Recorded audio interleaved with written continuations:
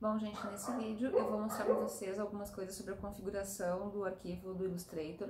É um vídeo que tem a ver com produção gráfica, então eu vou falar, não vou falar de Illustrator, na verdade, eu vou abrir o arquivo e fazer um arquivo novo, vou fazer só alguns comentários a respeito de ferramentas do Illustrator, mas o que eu vou falar é sobre modos de cor, RGB CMYK, sobre formas de saída para impressão e para web, sobre resolução, sobre tamanho, sobre unidades de medida, pixels, milímetros e quando escolher cada uma delas.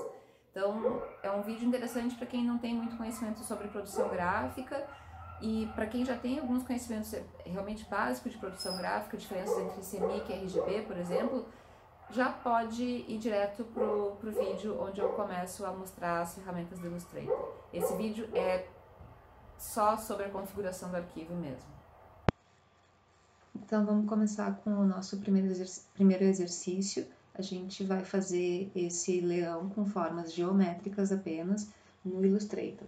Então é um exercício bastante básico onde a gente vai ver apenas comandos que a gente vai usar em qualquer situação onde a gente estiver precisando do Illustrator.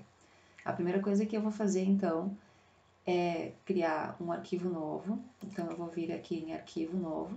Eu vou estou usando, aliás, a versão CC do Illustrator, mas se vocês estiverem com outra versão mais antiga, não tem problema, porque eu não vou usar nada que não tenha nas versões anteriores. Tá, então, se vocês estão usando o Illustrator CS6, vocês vão ver uma tela parecida com essa, que vai oferecer para vocês alguns presets de tamanho e de configuração. Então, por exemplo, se a gente for começar com impressão, a gente tem alguns modelos aqui e também tem para web e dispositivos móveis e filme. Isso também tem no Illustrator CS6. O que a gente tem que pensar é qual é a saída, antes da gente começar, né, começar a desenhar, qual é a saída do nosso trabalho. Então, se a saída for para impressão, a gente provavelmente já tem um tamanho definido.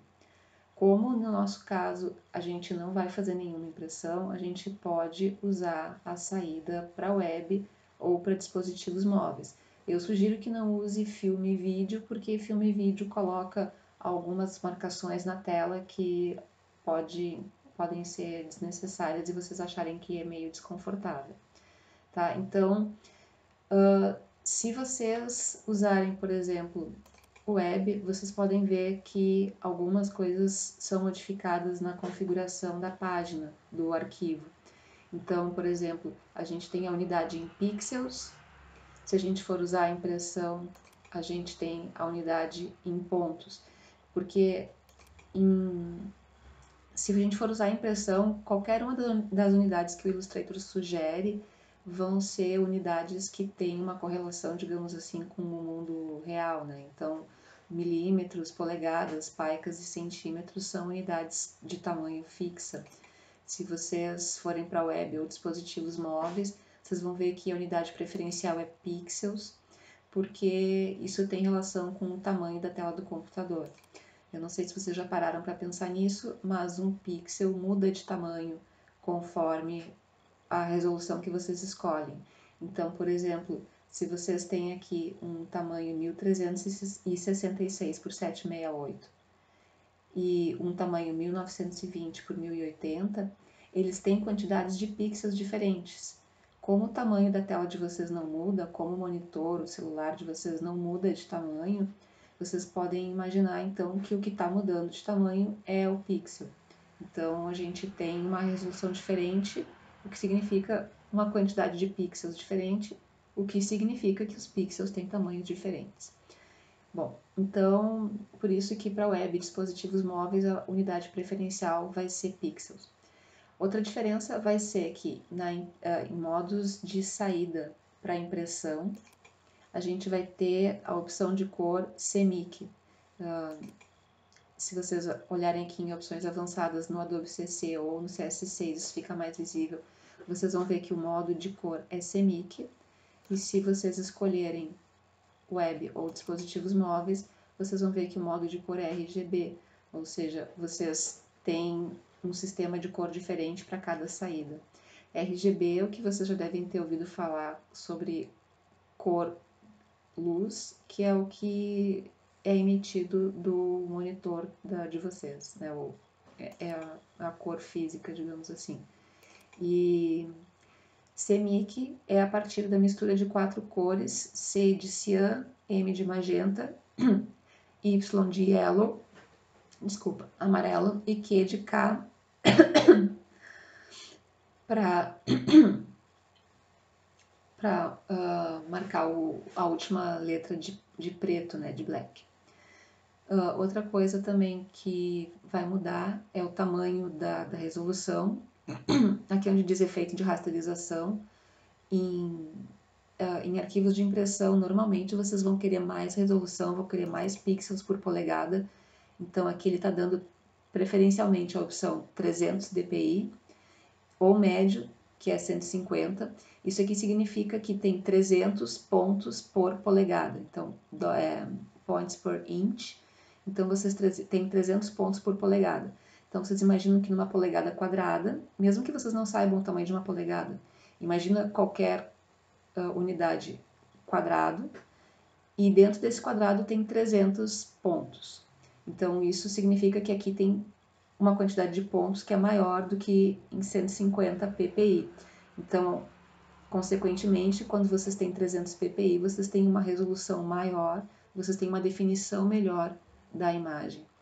Quando vocês vão para a web ou dispositivos móveis, vocês vão ver que a resolução preferencial que o Illustrator oferece é 72 ppi, tá? Apesar de também ter as outras disponíveis. Porque a resolução do monitor que a gente tem é 72. Então, se vocês imaginarem uma grade com dois lados iguais, uma grade quadrada, cheia de pontinhos dentro, vocês imaginem que tem 72 pontos por polegada, tá? Então, aí tu vai ter 72 ao quadrado. Tu vai ter uma quantidade de pontos aí dentro. Se tu colocar uma imagem que tem mais resolução, não vai adiantar, porque a resolução da tua tela, a resolução do teu meio, da tua saída, é 72. Então, não adiantaria muito tu aumentar. Só continuando, então, com a questão de impressão, tá? Se vocês têm um papel que vai absorver bem a tinta, vocês podem usar 300. Se vocês têm um papel, como por exemplo um papel de jornal, um papel mais poroso, que vai puxar muito a tinta, vocês vão usar uma resolução intermediária, como essa 150, para não correr o risco das cores acabarem ficando borradas. Bom, então vamos só colocar aqui. Tudo isso a gente pode mudar ao longo do trabalho, tá? Não é uma coisa muito comum, porque, como eu falei, a gente normalmente começa sabendo qual é a saída, mas aqui, como a gente está só aprendendo a usar o programa, a princípio não faria muita diferença. Então, vamos supor que a gente vai fazer uma ilustração usando o modo de impressão. Então, eu vou colocar aqui um nome para esse arquivo, vou chamar desenho geométrico. Vou criar com resolução alta, que é o que está de padrão aqui. Não vou colocar sangria. A sangria é quando a gente vai... Ou melhor, mudei de ideia, desculpa. Vou colocar uma sangria aqui de 5 pontos. Vamos só trocar o tamanho de milímetros, de pontos para milímetro. Então, a gente tem carta, milímetros, e vamos deixar 3 milímetros. Aqui, acho que é mais que suficiente. Se quiser, pode deixar 5 também. Isso são coisas que vocês podem conversar com quem vai imprimir, ou de repente até no site da gráfica tem alguma orientação, tá? Mas mais que isso não precisa. Então, vamos criar aqui. Ele vai criar um arquivo em branco. Tá, então, acho que a gente pode começar com alguns comandos, tá? Vocês têm Ctrl+ para dar zoom, Ctrl- para dar menos zoom. E eu vou usar um comando aqui para fazer zoom, que é Ctrl+Alt/espaço. Aperta Ctrl+Alt/espaço. Ele reduz, aí quando a gente aperta menos. E Ctrl/espaço, ele aumenta. Eu gosto desse atalho Ctrl/espaço e Ctrl+Alt/espaço, porque eu não perco a ferramenta que eu estou usando. Então, por exemplo, se eu tiver com a ferramenta qualquer uma ferramenta retângulo, por exemplo, selecionada, eu posso usar Ctrl / espaço e aumentar o zoom. Se eu usar só espaço, eu tenho Pan, que é a mãozinha que desliza a tela para os lados. Bom, feito isso, a gente pode começar. A primeira coisa que a gente tem que fazer é importar esse desenho. Esse desenho, ele está disponível no Moodle e no Drive da disciplina. Eu vou usar arquivo inserir e vou encontrar o arquivo que eu vou usar como base e vou inseri-lo aqui na minha prancheta.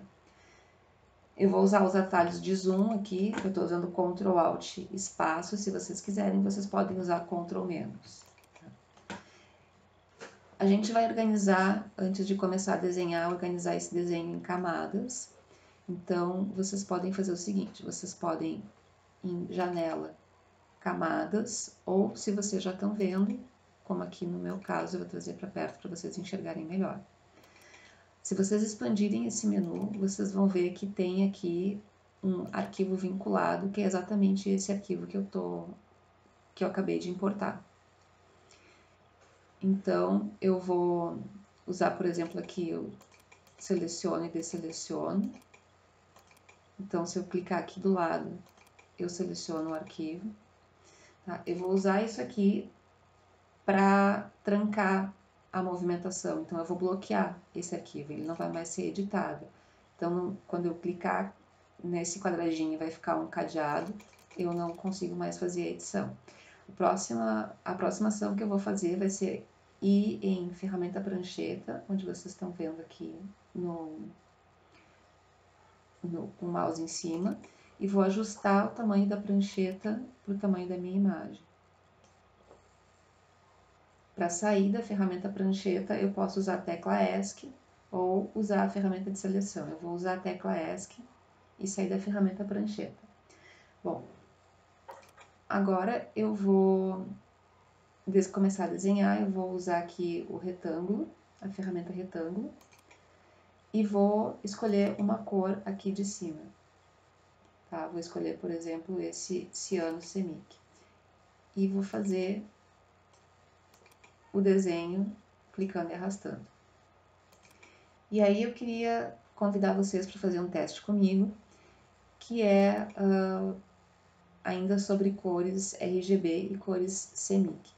Então, vamos localizar aqui esse comando, onde a gente pode ver as cores de preenchimento e de contorno. Eu vou pedir que vocês deem 2 cliques aqui em preenchimento. E que vocês observem que a gente está usando cores CMYK, tá certo? Então, aqui a gente tem todo o espectro de cor do tom, né? Aqui a gente tem as tonalidades, e aqui a gente tem um aumento de preto, aqui bem na diagonal, e aqui a gente tem um aumento de branco. Então, por exemplo, a gente tem aqui, vamos colocar aqui, vermelho 100%, e aqui a gente tem a redução do vermelho com preto e com branco, tá? Então, aqui tonalidades e aqui claro e escuro. Isso porque a gente está usando o sistema HSB, que é Hue, Saturation e Brightness. Se vocês trocarem aqui, vocês podem ver que ele vai mudando, né, conforme o sistema. Então, por exemplo, aqui em Saturation, a gente tem a saturação da cor, aqui a cor 100% saturada e aqui a cor sem saturação, que é, digamos, né, sem tom. E aqui a gente tem todo o espectro RGB. Bom, então, porque é o que o monitor mostra, né? Da mesma forma, a gente tem aqui o sistema RGB,